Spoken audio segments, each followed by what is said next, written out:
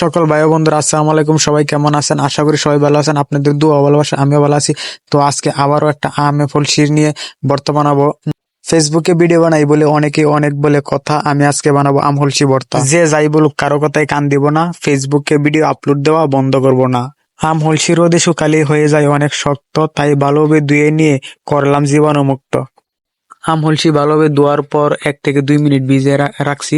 ভিজিয়ে রাখার পর আম হলসিগুলো নরম হয়ে গেছে, তাই এখন ভালোভাবে লবণ দিয়ে শুকনো মরিচ দিয়ে কষলে ভালোভাবে ভর্তা বানাবো। তো ভালো করে শুকনো মরিচ আগে থেকে ভাজা ছিল, তাই শুকনো মরিচ নিয়ে নিলাম, লবণ নিয়ে নিলাম।